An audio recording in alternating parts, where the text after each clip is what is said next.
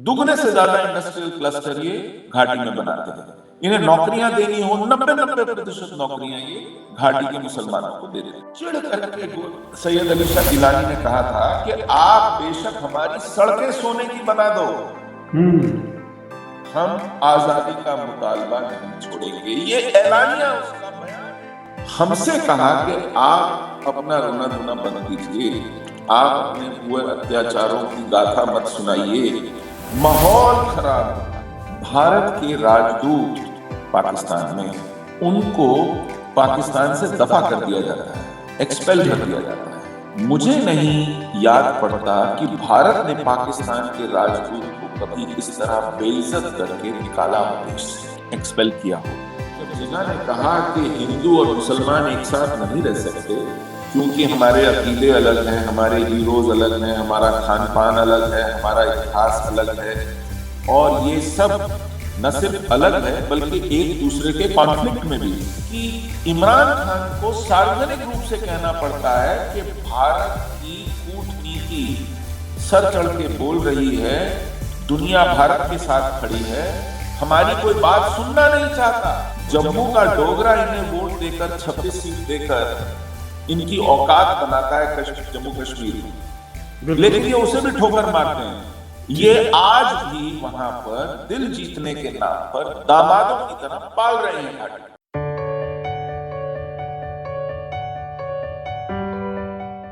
मैंने ये भी देखा है कि उसके बाद 1990 के बाद गवर्नमेंट ऑफ इंडिया ने उन लोगों की पुष्टपनाही भी की जिन्होंने टेररिज्म में सीधा सीधा हाथ था जिनका, और उसमें शहाबुद्दीन हो सकते हैं और गिलानी हो सकते हैं और पूरी हुर्रियत कॉन्फ्रेंस हो सकती है, और उनके आगे पीढ़ियां, उनके बच्चे, इवन की वो भी बड़े अच्छे पोजीशंस में गवर्नमेंट जॉब्स ले रखी है इंडिया में ही, और गवर्नमेंट ऑफ इंडिया उनको काफ़ी हद तक हुर्रियत को तो पैसा भी देती थी, उनका जितना ट्रैवल वगैरह जहाँ उन्होंने रहना, उसको आप एज अ कश्मीरी पंडित कैसे देखते हैं जब गवर्नमेंट ऑफ इंडिया ये सब कुछ करती थी?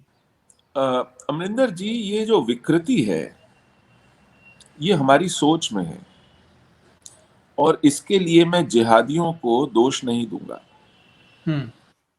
इसके लिए मैं वहां की जो अलगाववादी या आतंकवादी तंजीमें हैं उनको दोष नहीं दूंगा। जी। भारत में एक बीमारी है जिसका नाम है पंथ निरपेक्षता जी। और वो बीमारी ऐसी विकृति बन गई है, ऐसे सर चढ़ के बोलती है कि उसके नाम पर आप कुछ भी कर सकते हैं। तो दिल जीतने के नाम पर, खुश करने के नाम पर, वफादारी खरीदने के नाम पर आप कोई भी रियायत दे सकते हैं, कोई भी अपवाद सिद्ध कर सकते हैं, कितने ही खून माफ कर सकते हैं। जी। और यही विचार, इसी मूर्खता के चलते उन्होंने उन लोगों को पाला पोसा, पुष्टपनाही नहीं की, उनकी सब नखरे उठाए, उनके खर्चे उठाए, उनके गुनाह अनदेखे किए। जो लोग स्कूल ड्रॉप आउट्स थे, झेलम के घाटों पर जुआ खेलते हुए पकड़े जाते थे तो एक हवलदार गर्दन से पकड़कर ठेलता हुआ पीटता हुआ जिनको थाने ले जाता था, यासीन मलिक जैसे लोगों को, उनको पासपोर्ट दिए। जिन लोगों ने डींगे हाँकी इंटरव्यूज में, भाषणों में, रिकॉर्ड पर हैं कि हाँ हमने कत्ल किए, उन लोगों को वीजे लगवा कर दिए बाकी देशों के। ये लोग पाकिस्तान जाके शादियां कराए, इनके इलाज कराए दुनिया भर में, और इलाज के नाम पर इनको दुनिया घुमाई, वर्ल्ड टूर कराए, जहां वो भारत को जाके गालियां देते थे। और भारत को लगता था कि देखो, अगर हम ऐसे लोगों को बाहर ले जा करके अपने खिलाफ गालियां दिलवाएंगे तो दुनिया कहेगी वाह कितना बड़ा लोकतंत्र है, कितना बड़ा दिल है, और कितनी सहिष्णुता है, टॉलरेंस है क्रिटिसिज्म के लिए। तो ऐसा देश, ऐसा लोकतांत्रिक देश तो बड़ा महान देश है, जो अपने खिलाफ हथियार उठाए हुए लोगों को भी दामादों की तरह पालता है। तो उससे कितनी वाहवाही होगी हमारी। ये मूर्खता, ये पागलपन की इंतहा हमारी सरकारों में, हर सरकार में, किसी एक पार्टी की नहीं, किसी एक प्रधानमंत्री की नहीं, ये पूरी की पूरी व्यवस्था में, पूरे कुएं में भांग मिली हुई थी, आज भी है। ये एक राय बन गई है कि हमको दिल जीतना है जिहाद का, उनके हाथ में तिरंगा थमाकर उनसे भारत माता की जय बुलवाना है, उनसे वंदे मातरम गवाना है। तो उसके लिए जितना मर्जी झुकना पड़े, लेटना पड़े, पिटना पड़े, जलील होना पड़े, कम नहीं है, ज्यादा नहीं जी है। जी जी बस, जी तो इस दिशा में चलते हुए इन्होंने हमसे कहा कि आप अपना रोना धोना बंद कीजिए, आप अपने हुए अत्याचारों की गाथा मत सुनाइए, माहौल खराब होता है। कश्मीर का मुसलमान अपने आप को कटघरे में खड़ा महसूस करता है, फिर उससे उसका दिल जीतने में बड़ी कठिनाई होती है।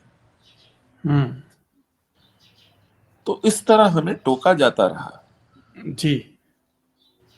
आई थिंक सो कि आपकी बात से ही मुझे याद आया कि एक दफ़ा गिलानी जी ने कहा था कि आप जब इन्वेस्टमेंट हो रही थी, नरेंद्र मोदी साहब इन्वेस्टमेंट कर रहे थे कि कश्मीर को डेवलप करना है, तो उन्होंने कहा था कि आप बेशक सोने की सड़कें बना दो, लेकिन जी हाँ। कश्मीर बनेगा पाकिस्तान। हाँ, तो तो इसमें कुछ डिफरेंस नहीं आया। सही बात है। 2014 के अभियान में नरेंद्र मोदी जी कश्मीर में भाषणों में जाकर कहते थे कि हम 80,000 करोड़ का पैकेज लेके आए हैं, यहां विकास होगा, विकास, सबको नौकरियां मिलेंगी, एक हाथ में कुरान, दूसरे हाथ में लैपटॉप। कंप्यूटर। हाँ जी। जी। तो मैं हैरान था कि ये समझ में नहीं आता कि जिस हाथ में पत्थर है, उस हाथ में आप लैपटॉप दोगे तो आदमी का कायाकल्प होगा, या उसको, आपको मारने की, आपको सताने की शक्ति बढ़ जाएगी। क्योंकि खुराफात उसके हाथ के पत्थर में नहीं है, खुराफात उसके भेजे में है, जिसमें जहर भरा है मौलवियों ने। जी। उस जहर भरे भेजे के हाथ में जब आप कंप्यूटर दोगे, वो उस कंप्यूटर का क्या करेगा? सही। ये कॉमन सेंस की बात है, इसके लिए कोई आइंस्टाइन के दिमाग की आवश्यकता नहीं है। जी। लेकिन हमारी व्यवस्था में कॉमन सेंस जो कॉमन नहीं है, मूर्खता की पराकाष्ठा है। और चिढ़ करके सैयद अली शाह गिलानी ने कहा था कि आप बेशक हमारी सड़कें सोने की बना दो, हम आजादी का मुतालबा नहीं छोड़ेंगे। ये ऐलानिया उसका बयान है। जी इन जी जी। मूर्खों के सर पर ये चिकने घड़े पर बूंद की तरह काम करता है। ये हालत है। जी। और इस सब हालातों में आप पाकिस्तान का भी कोई रोल देखते हैं कि पाकिस्तान से इतना प्यार क्यों है? क्योंकि इंडिया में तो मुस्लिम और भी बहुत जगह हैं, इवन कि यूपी में बहुत हैं, और हैदराबाद में हैं, और बहुत से इलाकों में हैं। लेकिन कश्मीरी जो मुस्लिम है, उनका क्यों इतना मोहब्बत है पाकिस्तान के साथ? देखिए, ये जो इस्लामी जहनियत है अलगाववाद की, ये जहनियत, इसके मूल में एक बात जो कूट कूट कर भरी गई है, वो जी। है हिंदू घृणा, हिंदुओं के प्रति घृणा। हमें वो काफिर भी कहते हैं, हमें वो मुशरिक भी कहते हैं। और भारत के विभाजन के मूल में भी यही घृणा थी। टू नेशन जब थ्योरी। जिन्ना ने कहा कि हिंदू और मुसलमान एक साथ नहीं रह सकते, क्योंकि हमारे अकीदे अलग हैं, हमारे हीरोज अलग हैं, हमारा खान पान अलग है, हमारा इतिहास अलग है, और ये सब न सिर्फ अलग है बल्कि एक दूसरे के कॉन्फ्लिक्ट में भी है। हम्म।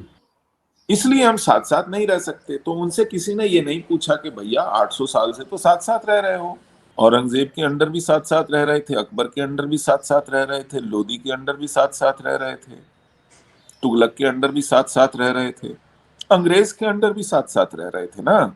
तो अब क्या प्रॉब्लम है? तब आपका जवाब आपको साफ मिलता कि तब तक हम हुक्मरान थे ओके। और हिंदू महकूम थे। तो जब हम हुक्मरान हैं तो कैसे रहना है हम तय करेंगे, तो साथ साथ भी रह लेंगे। लेकिन एक लोकतंत्र में हिंदू अगर मेजॉरिटी में है और हम्म। उनकी चुनी हुई सरकार आती है तो फिर चाहे संविधान पंथ निरपेक्ष क्यों ना हो, लोकतांत्रिक क्यों ना हो, उसमें पाबंदियां क्यों ना हो, उसमें सब शहरी एक समान क्यों ना माने जाएं, फिर भी हम्म। हम साथ साथ नहीं रहेंगे। जी। ये जहनियत थी। तो जहां हमको अक्सरियत मिल जाएगी, जहां हम लोग संख्या में ज्यादा हो जाएंगे, वो हिस्सा तोड़ के हम अपना बना लेंगे, अलग कर लेंगे। जी जी जी। जब ये जहनियत है और कश्मीर में मुसलमान तादाद में हिंदुओं से ज्यादा हो गए थे, जी। तो पाकिस्तान को लगता था कि हमें कश्मीर भी मिलना चाहिए था। अगर ऐसा ही था तो फिर उन्हें वो शर्त नहीं लगानी चाहिए थी जो शर्त उन्होंने लगाई, क्योंकि जब ब्रिटिश इंडिया का विभाजन हुआ वो इसी आधार पर हुआ कि जहां मुसलमान तादाद में ज्यादा है वो पाकिस्तान हो जाएगा। तो ये तो ब्रिटिश इंडिया के विभाजन के लिए था। जो रियासतें थीं जिनको हम प्रिंसली इंडिया कहते हैं, जब उसका प्रश्न आया तो कांग्रेस ने कहा कि वहां पर जनमत संग्रह करा लो, लोग जहां जाना चाहें, हम्म। भारत जाना चाहें भारत आ जाएं, पाकिस्तान जाना चाहें पाकिस्तान चले जाएं। तो जिन्ना ने साफ मना कर दिया। उन्होंने कहा कि ब्रिटिश इंडिया का पार्टीशन जनमत करा के तो नहीं हुआ है, हम्म। लोगों से पूछ के तो नहीं हुआ है, जी। ये किसने तय किया है? तो जवाब आया कि साहब ये तो कश्मीर अंग्रेज हुकूमत ने तय किया है, वहां के क्राउन ने तय किया है। उन्होंने एक कमीशन बनाया हम्म। जिसको रैडक्लिफ कमीशन कहते हैं, विलियम रैडक्लिफ कमीशन। उस कमीशन ने लकीर खींच दी नक्शे पर, भारत और पाकिस्तान बन गए। तो अगर वो सॉवरेन होने के नाते, सार्वभौमिक शक्ति सत्ता होने के नाते ये फैसला कर सकते हैं, तो प्रिंसली इंडिया में सॉवरेन पावर कौन है? वहां के राजा, प्रिंस। महाराजा, हम्म। नवाब, निजाम है। तो ये फैसला उन्हें करने देना चाहिए। लालच ये था कि भारत में ऐसे बहुत से मुसलमान नवाब निजाम थे जिनकी अधिकांश प्रजा हिंदू थी। अगर प्रजा से पूछोगे तो वो भारत मानेंगे, नवाबों और निजामों से पूछोगे तो वो पाकिस्तान मानेंगे, क्योंकि वो तो मुस्लिम लीग को फंड करते थे, मुसलमान थे। हम्म। तो लालच था कि हैदराबाद स्टेट भी पाकिस्तान चला जाएगा, नवाब भोपाल भी पाकिस्तान चला जाएगा, जूनागढ़। जूनागढ़ भी पाकिस्तान चला जाएगा, आरकोट भी पाकिस्तान चला जाएगा। तो ये इस लालच में उन्होंने कहा कि नहीं नहीं नहीं, नवाब और निजाम तय करेंगे।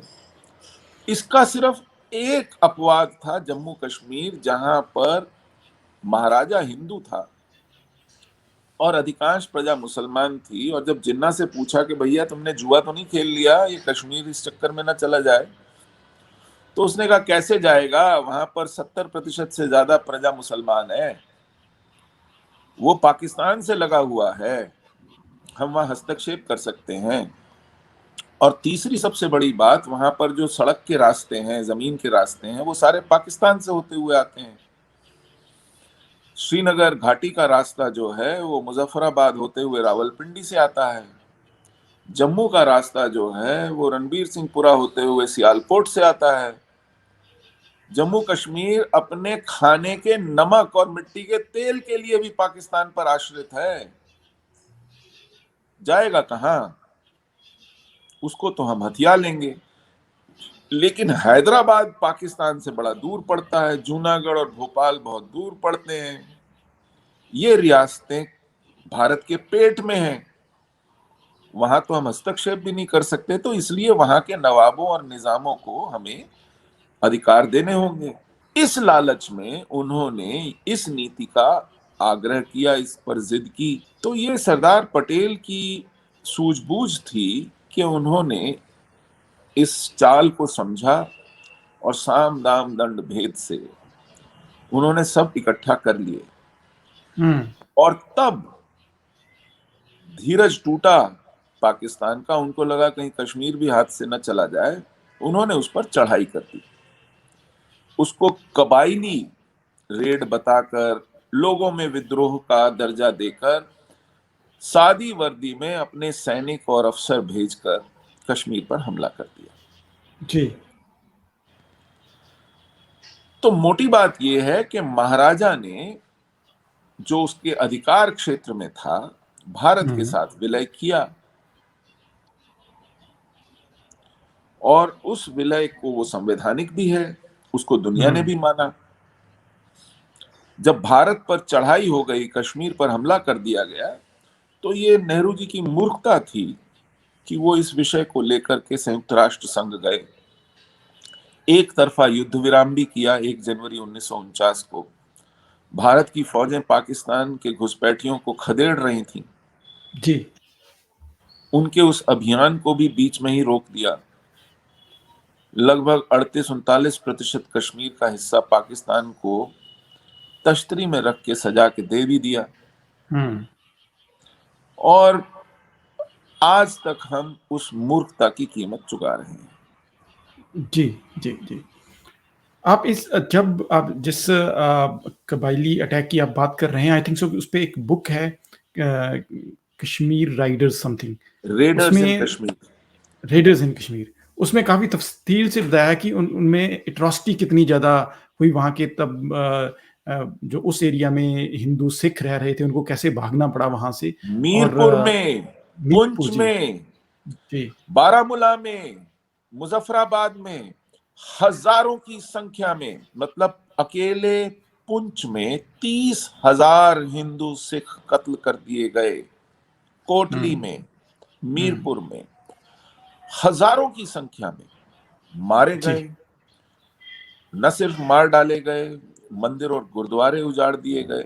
मैं आपको बताऊं कि भारत के विभाजन के समय पेशावर से, रावलपिंडी से, सियालकोट, सरगोधा से ऐसे बहुत से हिंदू और सिख थे जो भारत नहीं आ पा रहे थे, उन्होंने कश्मीर में शरण दी। और मीरपुर जैसे इलाके, मुजफ्फराबाद जैसे इलाके, वो जम्मू कश्मीर का हिस्सा थे। तो ये बेचारे उजड़ करके आए शरणार्थी वहां शरण लिए हुए थे। ये पहले ही लुट पिट के बेचारे वहां आए थे, जी। ये नजदीक पड़ता था। उस वक्त तो दूर दराज के रास्ते तय करके किसी सुरक्षित स्थान पर जाना भी बड़ा मुश्किल था। तो छोटे रास्ते से जो कश्मीर भी पहुंच गया, जम्मू कश्मीर की सीमा में, उसको लगता था कि चलो जान बची, अब सोचेंगे देखेंगे कि क्या आगे करना है। और ये सब हुए अभी कुछ हफ्ते महीने ही हुए थे। आक्रमण 22 अक्टूबर को हुआ, देश आजाद 15 अगस्त को हुआ। तो आप सोचिए अभी 2.25 महीने हुए थे उजड़ कर आए हुए, और इन पर ये भेड़ियों की तरह टूट पड़े। जो बेचारे कहीं से किसी तरह जान बचाकर आए थे, उनको फिर इन जगहों पर अपनी जान से, अपने माल से, अपनी इज्जत से हाथ धोना पड़ा। जी, जी, इनको जी। तरस नहीं आया कि ये क्या कर रहे हैं। जी। और तो ये खुद लिखते हैं अकबर खान, जी जो हाँ, उनकी इस बुक है। पूरी मुहिम के कर्ता धर्ता थे, जो पाकिस्तानी फौज में उस वक्त मेजर थे, बाद में ब्रिगेडियर हुए। ये उन्होंने खुद लिखा है, रेडर्स इन कश्मीर। जी, जी, बिल्कुल।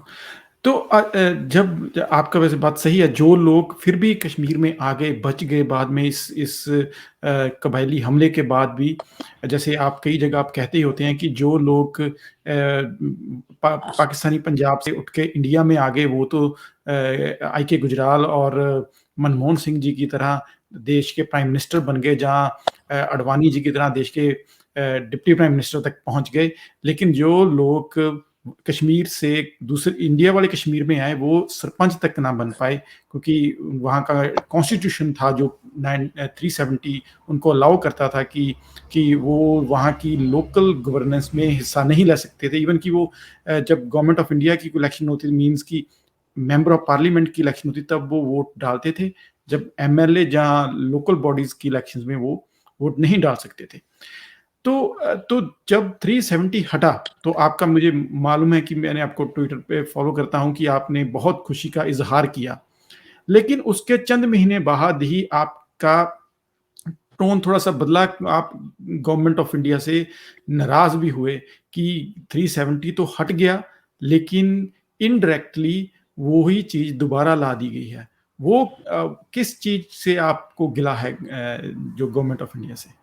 अमरिंदर जी, पहली बात तो मैं ये कहूंगा कि अनुच्छेद 370 को निरस्त करने वाला जो निर्णय था, जी, मैंने नहीं सोचा था कि मेरे जीवन काल में मैं ये देखूंगा। तो मुझे इसकी बहुत खुशी भी है।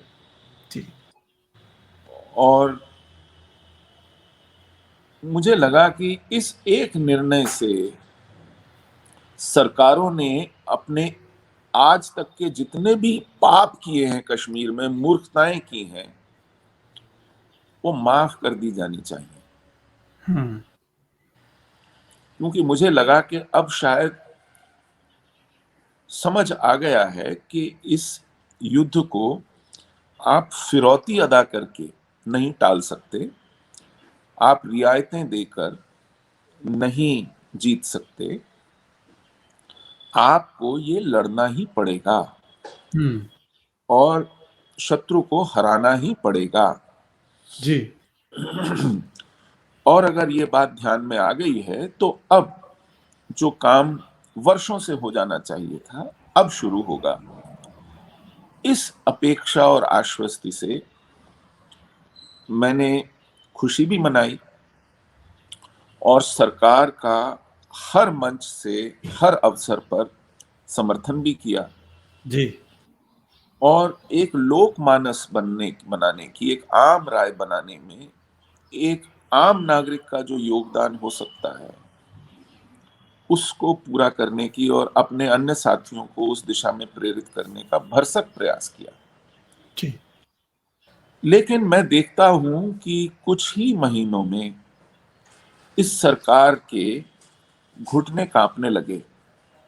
हुँ, अपनी घोषित नीति से उन्होंने अपने कदम खींचने शुरू किए, जी, जो,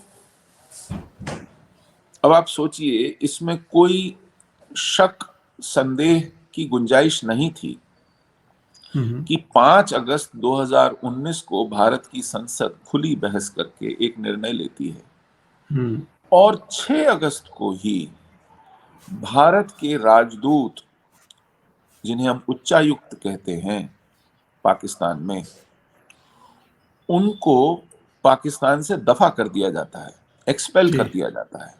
जी, उनका नाम था अजय बिसारिया। हुँ, वो आजकल कनाडा में भारत के उच्चायुक्त हैं। हुँ, मुझे नहीं याद पड़ता कि भारत ने पाकिस्तान के राजदूत को कभी इस तरह बेइज्जत करके निकाला हो देश से, एक्सपेल किया हो। भारत पर कारगिल का युद्ध थोपा पाकिस्तान ने, भारत की संसद पर पाकिस्तानियों ने अटैक किया बमों और गोलियों के साथ। मुंबई का हमला हुआ जिसमें 250 से ज्यादा लोग मारे गए। जी, मुंबई में ही 1993 में सीरियल ब्लास्ट करके दाऊद इब्राहिम ने पाकिस्तान में शरण ली। हुँ, जगह जगह बम धमाके हुए, उरी हुआ, पुलवामा हुआ। ये इतने खतरनाक हादसे हैं कि हर हादसे पर अगर भारत पाकिस्तान पे युद्ध छोप देता तो भी जायज होता, लेकिन हमने उनके राजदूत को भी एक्सपेल नहीं किया। लेकिन पाकिस्तान ने, भारत की संसद ने अपने सत्र में खुली बहस करके अपने संविधान में, जिसका कि भारत की संसद को अधिकार है, एक छोटा सा संशोधन किया और पाकिस्तान ने हमारे उच्चायुक्त को एक्सपेल किया। चीन सुरक्षा परिषद चला गया संयुक्त राष्ट्र संघ की शिकायत लेकर। मुझे याद नहीं पड़ता कि भारत चीन की शिकायत लेकर के कभी सुरक्षा परिषद में गया हो, और भारत के पास बहुत से कारण रहे हैं।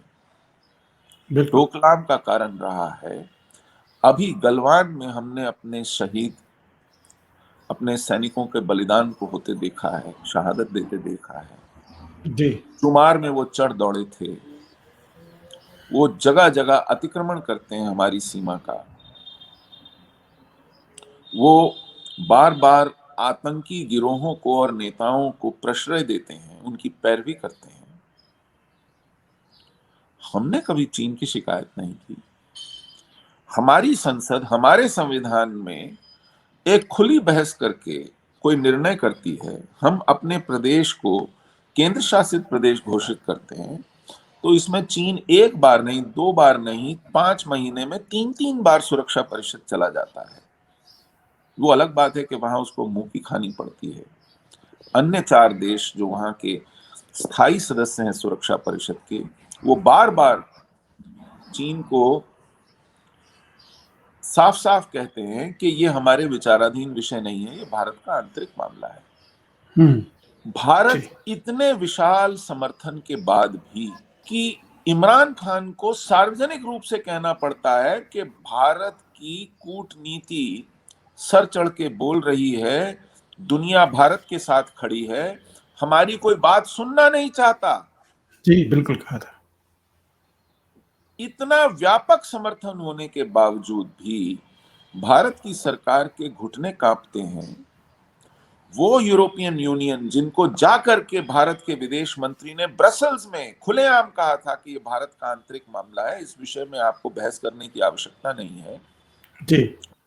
उसके सांसदों को छुपते छुपाते 2 दर्जन सांसदों को आप कश्मीर ले जाते हैं सैर कराने, ये दिखाने के वहां सब कुछ सामान्य है, लोग जी रहे हैं। उनसे कौन से सर्टिफिकेट की अपेक्षा है आपको? आप तो सर छत पे चढ़ के ऐलान करते हैं कि ये हमारा आंतरिक मामला है, और फिर विदेशी सांसदों को कश्मीर घुमाने ले जाते हैं, जबकि आपने अपने सांसदों पर पाबंदी लगाई है कि आप वहां मत जाइए, माहौल मत बिगाड़िए।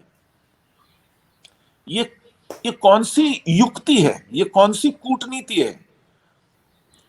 मतलब हम फिर मूर्खताओं पे मूर्खताएं करने पहुंच गए हैं। कौन सीरियसली लेगा आपके इस ऐलान को कि ये हमारा आंतरिक मामला है?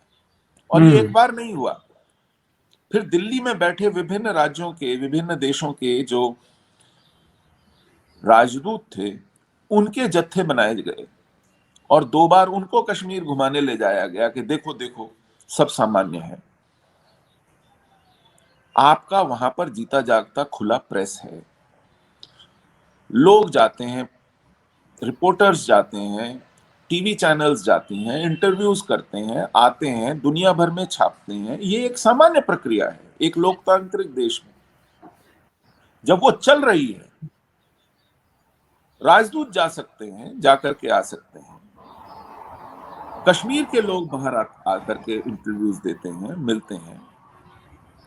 ऐसे में आपको ये सर्कस करने की क्या आवश्यकता है? आपको नहीं लगता कि शायद वो इंडिया का सॉफ्ट इमेज को बनाने की कोशिश की जा रही हो? नहीं, आप सॉफ्ट इमेज सॉफ्टली बनाइए ना। आप उसके लिए देखिए, ये जो सॉफ्ट एफर्ट्स हैं, ये इतने ब्लेटेंटली और इतने कावर्डली नहीं होते हैं कि आप कंडक्टेड टूर्स ले जाने शुरू कर दें डेस्परेशन में, ताकि उनसे आपको अप्रूवल मिले। अच्छा, कमाल की बात यह है कि जो लोग गए, खबर वो नहीं बनते हैं। कोई एम्बेसडर तुनक के बोले मैं नहीं जा रहा, तो वो पूरी खबर दुनिया बनती है। उसको इंटरव्यू करने पहुंच जाती है कि अच्छा आपका क्या कारण है। तो कहते हैं जी मैंने कहा था कि मैं जहां मर्जी होगी जाऊंगा, लेकिन सरकार ने कहा था जी नहीं नहीं हम जहां ले जाएंगे वहीं जाना होगा। तो इससे जो नुकसान होता है ज्यादा हो वो जाता है। हेडलाइन बनता है। हम्म। और 25 एम्बेसडर जा करके जो आपको सर्टिफिकेट देते हैं वो कूड़ेदान में जाता है। इतनी अकल नहीं है क्या कि आपकी इस काम में भी एक सोफिस्टिकेशन की आवश्यकता है। जी। कश्मीरी में कहावत है होइंजन अच ओट मारनावुल, ये कुत्तों के हाथों आटा गुंदवाने वाली बात है। जी। और आप आई थिंक सो कि एक और बात पे ऐसा हुआ, जो सिटीजन अमेंडमेंट एक्ट था, उसमें भी अभी तक मेरी बात हुई थी जय आहूजा जी के साथ। वो जो पाकिस्तानी शरणार्थी, हिंदू शरणार्थी या सिख शरणार्थी आती हैं, उनके लिए यहाँ पर एक संस्था बना रखी है उन्होंने। वो भी इस बात को कह रहे थे कि 2 साल हो गए हैं, 2 साल से ऊपर हो गए हैं, अभी तक उसका जो रूल एंड रेगुलेशन वगैरह है वो ब्यूरोक्रेसी ने अभी तक बनाया नहीं। इसलिए उनको भी खेद है कि बीजेपी नहीं, गवर्नमेंट इसमें से। ब्यूरोक्रेसी को आप नाहक दोष दे रहे हैं। हम्म। जब राजनीतिक नेतृत्व के घुटने कांप रहे हों, हम्म। 12 दिसंबर 2019 को देश की संसद ने ये कानून बनाया। 13 दिसंबर को राष्ट्रपति महोदय ने उस पर अपना अनुमोदन कर दिया, हस्ताक्षर कर दिए। आज इस घटना को 2 साल 1 महीना और 8 दिन हो गए हैं। हम्म। अब तक रूल्स नोटिफाई नहीं किए गए हैं, हाँ जी, जिसके यही। तहत एक प्रक्रिया के तहत आप ऐसे सताए गए हम्म। शरणार्थियों को, और ये बड़ा जिसको कहते हैं ना, ये सांकेतिक एक सिंबॉलिक एक्ट है।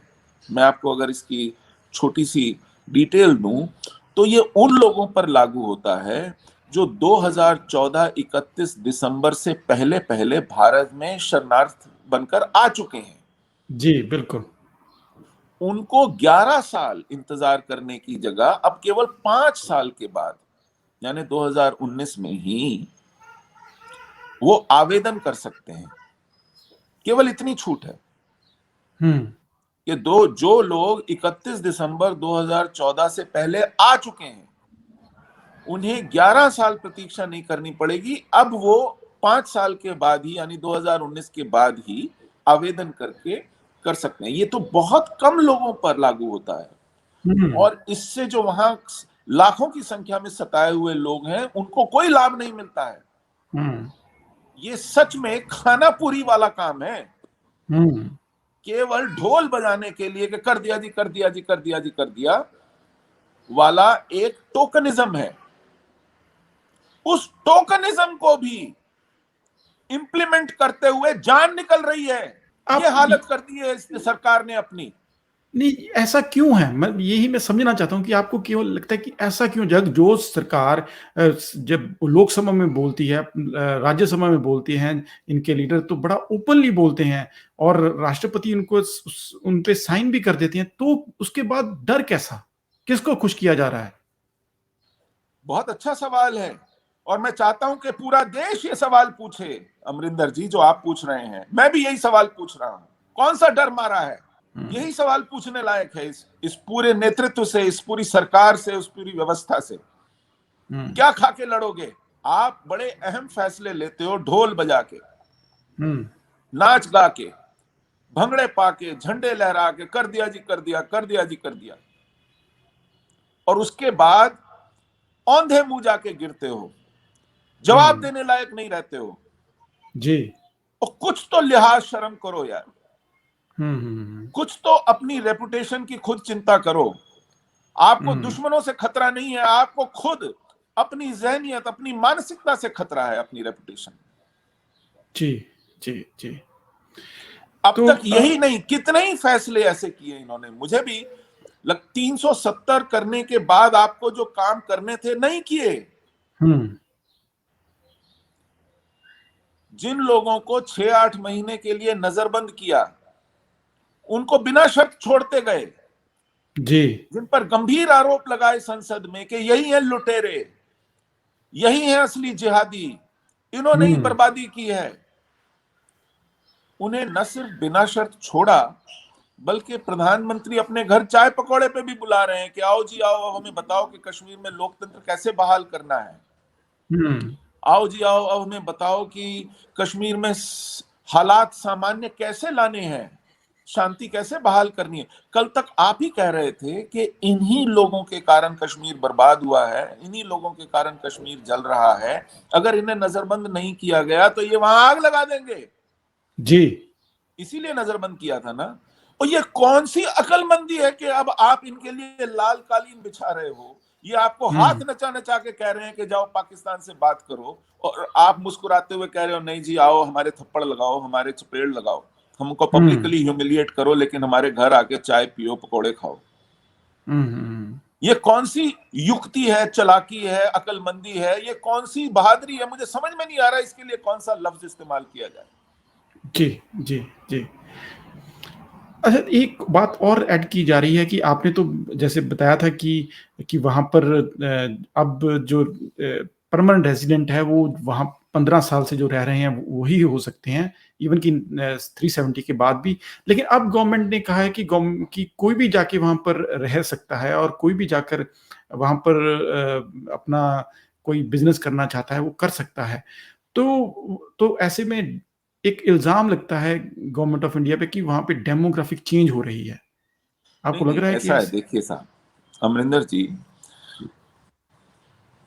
ये जो 5 अगस्त 2019 को फैसला हुआ 370 को निरस्त करने का, जी।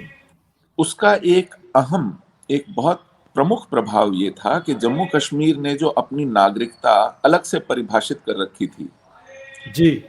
जिसको आपने हवाला देते हुए कहा कि इंद्र कुमार गुजराल और मनमोहन सिंह प्रधानमंत्री हो गए, अडवाणी जी उप प्रधानमंत्री हो गए, लेकिन वहां पर फंसे हुए हिंदू सिख जो शरणार्थी बनकर आए थे, जिन्हें नागरिकता नहीं मिली प्रदेश की, वो सरपंच तक नहीं हो सकते, पंच तक नहीं हो सकते। जी। उसका कारण ये था कि जम्मू कश्मीर ने अपनी नागरिकता अलग से परिभाषित कर ली थी। हुँ। वो इलेक्शन देना, लड़ना, वोट देना नहीं, वो तो अपने बच्चों को वहां सरकारी संस्थानों में पढ़ा नहीं सकते थे, हुँ। वहां पे नौकरी नहीं कर सकते थे, वहां मकान, दुकान, जमीन खरीद नहीं सकते थे, जी। उनका रहना मुश्किल था, लेकिन वो मजबूरी में रह रहे थे। हुँ। ठीक है। अब इसको निरस्त किया 370 के निरस्त होने से, जी। तो सारे नागरिक बराबर हो गए, ये बराबरी का अधिकार आ गया। जी, जी। अब इस बात को हुए अभी 6-8 महीने भी नहीं हुए थे कि 31 मार्च 2020 को, जब पूरा देश लॉकडाउन में था, आपको हुँ। याद होगा 23 मार्च से 3 हफ्ते का एक अभूतपूर्व लॉकडाउन शुरू हुआ, जिसमें हवाई जहाज उड़ना बंद हो गए, रेलगाड़ियां चलना बंद हो गई, हाईवेज बंद हो गए, मार्केट बंद हो गए, दफ्तर बंद हो गए, इंस्टीट्यूशंस बंद हो गई, लोग अपने अपने घरों में दरवाजों के पीछे बंद हो गए। हुँ। तब हमारे गृह मंत्रालय ने एक गैजेटेड नोटिफिकेशन, एक राजपत्रित अधिसूचना जारी की, जिसमें कहा गया कि कश्मीर में अब एक नई क्लास होगी सिटीजन्स की, उनको डोमिसाइल सिटीजन कहा जाएगा, वहां का स्थायी नागरिक समझा जाएगा, जो वहां 15 साल से रह रहे हैं। हुँ। मैंने नहीं सुना था कि किसी ने ये मांग रखी हो, किसी ने कोई याचिका दी हो, कोई धरना प्रदर्शन किया हो, कोई प्रेस कॉन्फ्रेंस की हो। ये एकाएक लगता था कि तकिए के नीचे कुछ रात को रख के सोए हैं और सुबह इल्हाम हो गया कि चलो ये कर डालते हैं, हुँ। या फिर किसी ने फोन खड़काए हो और कहा हो कि बच्चों अगर हमसे आपने काम लेना है तो ये तो करना पड़ेगा, हुँ। और सरकार ने कहा जी हजूर कर देते हैं। और ऐसा ही नहीं किया, उन्होंने ये भी कहा कि जो वहां के स्थायी नागरिक इस तरह हैं, 15 साल से रह रहे हैं, उन्हीं को वहां की सभी नौकरियों पर एकाधिकार होगा, मोनोपोली होगी। हुँ।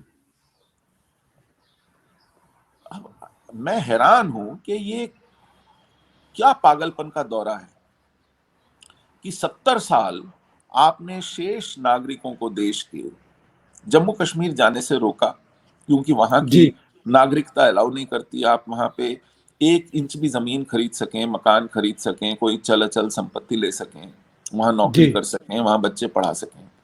हुँ, हुँ। ये किलेबंदी थी कश्मीर की 370 में। बिल्कुल, इस कारण कश्मीर के लोग तो कहीं भी आ जा सकते थे, रह सकते थे, खा पी सकते थे, मौज कर सकते थे, बिल्कुल लेकिन पूरे शेष हिंदुस्तान भारत के में। लोग, हाँ जी, पूरे हिंदुस्तान में कश्मीरी हैं, खास तौर पे जो शॉल का बिज़नेस करते हैं और हाँ कालीन का, हाँ, वो अरे बड़े-बड़े दिल्ली मॉलों में में। कोठियां हैं, जी, बाजार के बाजार खत्म कर गए हैं, गोवा में जाके देखिए बस्तियां हैं। जी, देश के हर बड़े शहर में, हर बड़े बाजार में बड़े बड़े शोरूम हैं, जी। बड़ी बड़ी कोठियां हैं, बड़े बड़े बिजनेसेस हैं, हुँ, हुँ, लेकिन कश्मीर नहीं किसी को आने देंगे। तो हुँ, आपने 370 हटा करके सबको बराबरी पे ले आए, हुँ। और ये कुछ महीनों के अंदर आपको किसने घुड़का, किसने धमकाया कि आप अब 15 साल की लंबी दीवार खड़ी कर दें। अभी शेष देश के नागरिक वहां जाना भी शुरू नहीं हुए हैं, हालात ही आपने ठीक नहीं किए, और आपने 15 साल ऊंची दीवार खड़ी कर दी कि ये वहां के डोमिसाइल सिटीजन होंगे और इनका सभी नौकरियों पर एकाधिकार होगा। जी। ये तो शुरुआत है। कल को आप वहां चुनाव कराएंगे, वहां की चुनी हुई सरकार आ जाएगी, तो डोमिसाइल सिटीजन तो एक आपने डेफिनेशन बनाई दी, कल को उन्हें वो और प्रिविलेजेस दे देंगी। वही प्रिविलेजेस कि अभी आप वहां पे नौकरियों पे एक अधिकार है, फिर वो कहेंगे कि यहाँ के इंजीनियरिंग कॉलेजेस, यहाँ के मेडिकल कॉलेजेस में भी सिर्फ डोमिसाइल सिटीजन के बच्चे होंगे। हुँ, फिर आप कह देंगे कि ऐसा है जी, यहाँ पर सरकारी ठेके भी वही ले पाएंगे जो डोमिसाइल सिटीजन है, हुँ, हुँ। तो बिजनेस भी नहीं कर पाएंगे। फिर आप कहेंगे कि ऐसा है जी, यहाँ की एग्रीकल्चर लैंड या यहाँ की अर्बन लैंड या उसको भी डोमिसाइल सिटीजन को वरीयता मिलेगी। और धीरे धीरे फिर आप कहोगे कि यहाँ पे जो सरपंची के चुनाव लड़ने हैं तो डोमिसाइल सिटीजन होना है, तो वही ढाक के 3 पात लौट के वहीं आ गए ना आप। बिल्कुल। जब आपने डोमिसाइल सिटीजन का कॉन्सेप्ट लेजिटिमाइज कर दिया खुद सेंट्रल गवर्नमेंट ने, तो आगे कौन सी प्रिविलेजेस हैं, कौन सी नहीं है, ये तो घटती बढ़ती रहेंगी। हुँ, सरकारें कहेंगी कि हाँ साहब, हम अपने सिटीजन्स के लिए ऐसा करेंगे, क्योंकि एक कॉन्सेप्चुअल लेवल पे, थियोरेटिकल लेवल पे, प्रिंसिपल सिद्धांत के लेवल पे तो सेंट्रल गवर्नमेंट ने ही दिया है ना ये सिद्धांत। जी।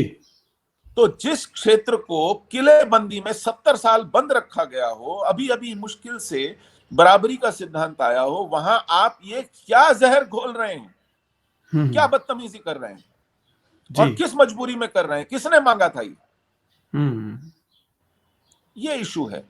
और जी। ये केवल यही नहीं है कि 370 के साथ ऐसा किया हो या सीएए के साथ ऐसा किया हो, इन्होंने फार्म्स बिल में भी यही किया, हुँ, हुँ, इन्होंने नेशनल सिटीजन्स रजिस्टर में भी यही किया। हुँ।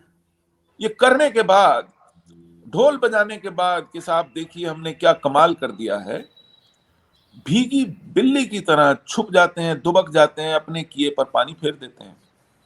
जी, जी, बिल्कुल। तो आप लास्ट में, अंत में कुछ कहना चाहते हैं कि गवर्नमेंट ऑफ इंडिया को कि जैसे जो कश्मीर के नेता हैं उनको तो चाय पानी पकौड़े के लिए बुला लिया, कभी कश्मीरी पंडितों को बुलाया ना प्रधानमंत्री जी ने? जी ना, और सवाल ही पैदा नहीं होता। हम तो एग्जिस्ट ही नहीं करते हैं ना, हम तो न 3 में है न 13 में है। जी। हमारा तो कोई लेना देना ही नहीं है। उनको तो लगता है कि जिस दिन वो कश्मीरी पंडित के विषय में कुछ करेंगे, उस दिन कश्मीर का मुसलमान इनसे रूठ जाएगा और उसका दिल जीतने में फिर बड़ी तकलीफ होगी।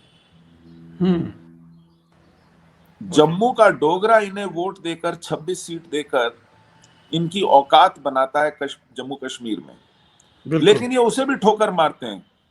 हुँ, इनको ऑक्सीजन प्लांट लगाने हो तो जम्मू 1.5 गुना ज्यादा बड़ा प्रदेश है, लैंड में, पॉपुलेशन में भी कश्मीर से ज्यादा है, लेकिन दुगने से ज्यादा ऑक्सीजन प्लांट ये वैली में लगाते हैं। इन्हें इंडस्ट्रियल हुँ, क्लस्टर बनाने हो, दुगने से ज्यादा इंडस्ट्रियल क्लस्टर ये घाटी में बनाते हैं। इन्हें नौकरियां देनी हो, 90-90% नौकरियां ये घाटी के मुसलमानों को देते हैं।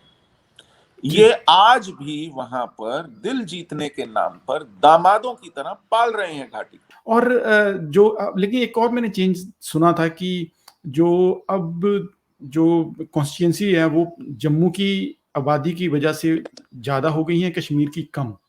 नहीं, गलत सुना है आपने। जी। आज भी कश्मीर में कॉन्स्टिट्यूएंसीज जम्मू से ज्यादा हैं। ओके। जम्मू जी। में 43 कॉन्स्टिट्यूएंसीज हैं और कश्मीर में 47 कॉन्स्टिट्यूएंसीज हैं ओके। कश्मीर ठीक है। घाटी में। जबकि जम्मू का न केवल क्षेत्र बड़ा है, वहां की जनसंख्या भी बड़ी है। अगर ठीक अनुपात लगाया जाए तो कश्मीर में कॉन्स्टिट्यूएंसीज होनी चाहिए थी 40 और जम्मू में होनी चाहिए थी 50। ओके। इन्होंने ठीक। एक झुंझुने की तरह जम्मू को 2-4 कॉन्स्टिट्यूएंसीज, कुल मिला के 7 कॉन्स्टिट्यूएंसीज और दे दी। कश्मीर को एक कॉन्स्टिट्यूएंसी और दे दी। जो इम्बैलेंस ठीक करना था वो बरकरार रखा। थोड़ा सा थोड़ा कम सा कर किया। दिया। थोड़ा हम्म। सा कम कर दिया। पहले जम्मू के पास 37 कॉन्स्टिट्यूएंसीज थी, कश्मीर के पास 46 थी। तो 37 से बढ़कर 43 हो गई जम्मू में, कश्मीर में 46 से बढ़ के 47 हो गई। लेकिन ओके। वर्चस्व अभी भी कश्मीर के हाथ में है। जी। जी। तो तो आप अंत में जी जी, आप ये बोलिए। नाटक हो रहा है हम्म। और कुछ नहीं। अमरिंदर जी, सरकार से तो हम कहते ही चले आ रहे हैं, सार्वजनिक रूप से पूरा समुदाय, सोचने समझने वाले, चिंता करने वाले लोग लगातार कह रहे हैं। सरकार के कान में जू नहीं रेंगती। हम्म। सरकार जी। को जो करना है वो इस मद में है, इस अहम में है कि ना हमें किसी से सुनने की आवश्यकता है, ना समझने की आवश्यकता है, ना किसी से पूछने की आवश्यकता है, ना जानने की आवश्यकता है। हम सर्वज्ञानी हैं, हमें सब कुछ मालूम है और हमें बिल्कुल पता है कि ये इलाज क्या है और बीमारी क्या है। तो वो जी। कश्मीर में एक तरह के प्रयोग कर रहे हैं, जिन्हें जी। कुछ लोग नूतन प्रयोग कहते हैं। हम्म। शब्द गढ़ने में सब लोग बहुत होशियार हैं। तो इस नूतन प्रयोग को आ, हम सब पर लेबोरेटरी रैट्स की तरह, जैसे वो जो प्रयोगशाला में चूहे और खरगोश होते हैं, उन पे तरह तरह के इंजेक्शन लगा के हाँ जी। जांच की जाती है, प्रयोग किए जाते हैं, तो हम इनके लेबोरेटरी रैट्स हैं, हम इनके गिनी पिग्स हैं। हम पर ये प्रयोग किए जा रहे हैं और इन नूतन प्रयोगों से ये कुछ सीखेंगे, कुछ करेंगे, कुछ गुंजाइश निकलेगी। हम लोग यही मना रहे हैं, हाथ जोड़ के 2 अगरबत्ती एक्स्ट्रा जला रहे हैं हर रोज की ईश्वर सद्बुद्धि दे, इसी में से कुछ रास्ता निकले। जी। जी। जी। सुशील पंडित जी, आपने बहुत ही अच्छे से विश्लेषण किया, इवन कि आज से 500-600 साल से लेकर अब तक का जो कश्मीरी पंडितों के साथ हुआ, इवन कि आपने गुरु तेग बहादुर जी को भी याद किया और गुरु गोबिंद सिंह जी को भी, और उसके बाद जो आज के हालात हैं और गवर्नमेंट ऑफ इंडिया, स्पेशली जो बीजेपी गवर्नमेंट है, उनकी जो कारगुजारी है, जो 370 लाए और इनडायरेक्टली उन्होंने दोबारा एक तरीके का लोगों को फिर वही जगह पे लाकर खड़ा कर दिया है, तो उसका भी आपने बहुत अच्छे से ज़िक्र किया। मैं आपका दी डायलॉग टाइम पे आने के लिए बहुत धन्यवाद करता हूँ। अमरिंदर जी, आपने इस चर्चा के लिए अवसर दिया और अपने दर्शकों से जुड़ने का एक बहुत अच्छा अवसर दिया। मैं इसके लिए आपका आभारी। बहुत बहुत सेम हियर धन्यवाद। जी। Thank you ji.